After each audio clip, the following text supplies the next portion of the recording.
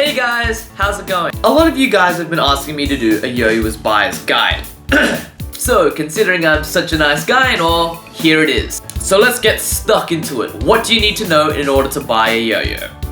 Well, it depends, and it depends on where you are in the yo-yo's life cycle. Yeah, let's call it that. So in my opinion, there are 4 stages a yo-yo player goes through.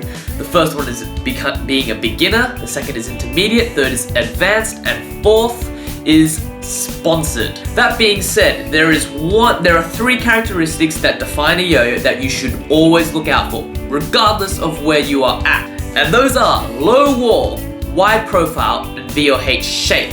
Okay? Those are the 3 that you should go through at, okay? You can worry about bearings later when you're a bit more advanced, but for more information on that, check out that video.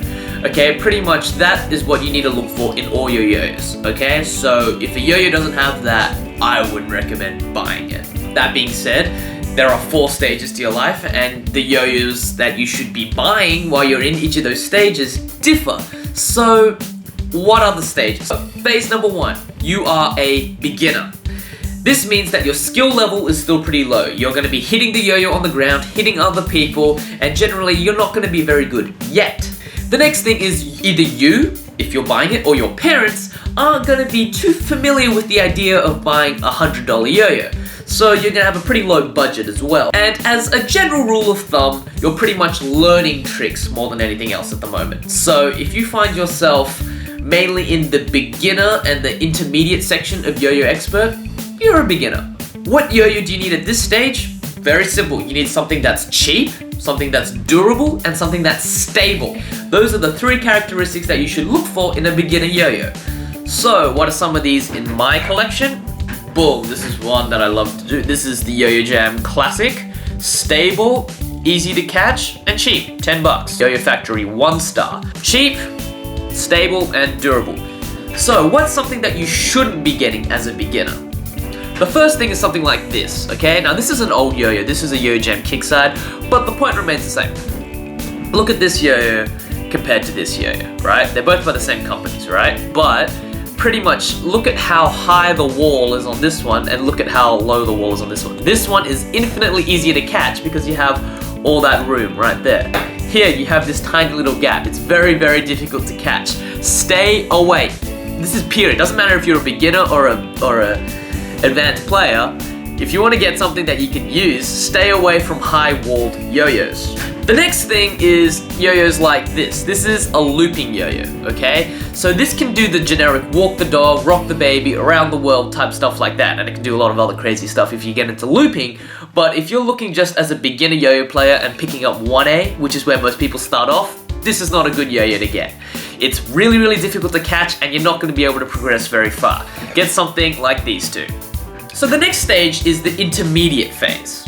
And this is where you're getting pretty good at yo-yo and you've learned pretty much all the tricks on Yo-Yo Expert, or a majority of them, and you're just kind of playing around doing your own thing. Right now, your budget is going to be a little bit more accommodating. The yo-yos you're going to be looking at this point are high-end plastics and entry-level metals.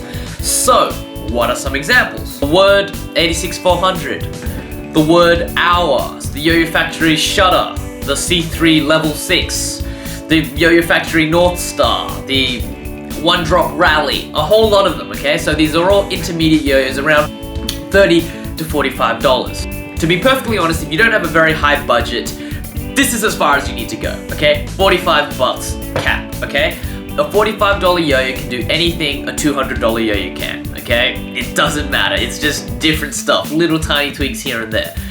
But that's that. Okay, now you are in the advanced section. Now this is where things get expensive.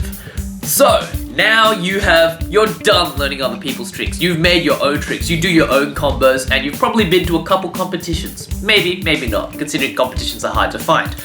But from this point, you want the best of the best, and your budget.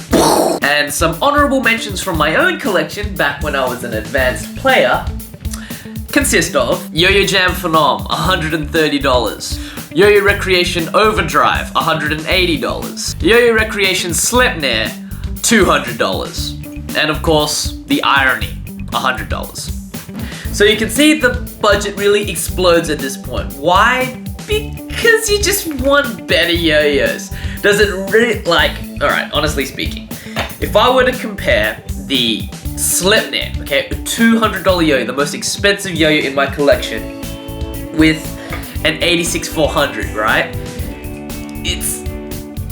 It doesn't make that much of a difference, but when you're an advanced player, you just want it, okay? Now, am I saying that you have to buy these to be an advanced player? No, but I'm just saying once you are an advanced player, you will want to buy them. And when you're an advanced player, you're no longer to listen, so go ahead, go nuts. Other advanced yo-yos include Yo-Yo Factory Genesis, the One-Drop Burnside, Yo-Yo C3 Berserker.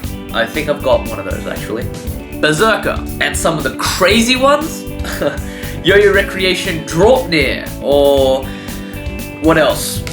Turning Point Isotope, something Anglam, okay? Those are all crazily expensive yo-yos that you only kind of coax yourself into buying when you're in the advanced phase. Meaning that you're crazy about yo-yos right now. You want the best of the best and you're just blowing money because, frankly, you really like yo-yos. So now we're in the final phase, and what happens when you get sponsored? Ideally, once you get sponsored, you're playing with the yo-yo that you already like, and you get that yo-yo for free. So you don't really need to be looking out for any other competition yo-yos from any other companies. So you kind of just stick to your thing, right? So right now it's the Word Irony JPX. Okay, that's awesome. So from here, what yo-yos do you buy once you're a sponsored player? I tend to buy intermediate yo-yos. Not because I want to use them for competition, but mainly because I'm just curious.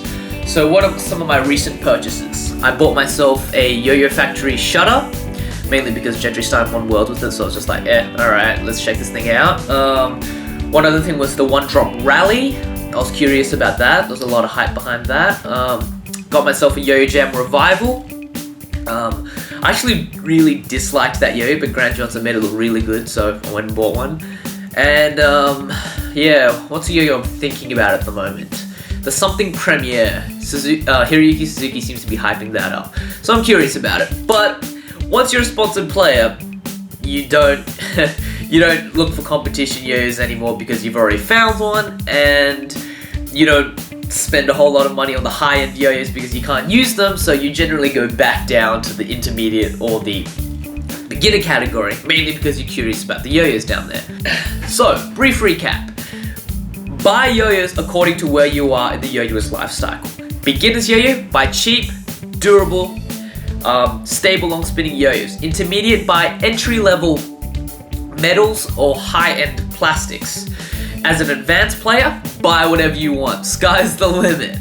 And as a sponsored player, buy whatever you want as well, but generally, your tastes become cheaper because the yo-yos that you really want to play with are already provided to you. So, yeah, that is the Yo-Yo's Buyer's Guide. Keep in mind, those are just my suggestions, but you guys wanted a video, so here it is. Okay, see you guys next time.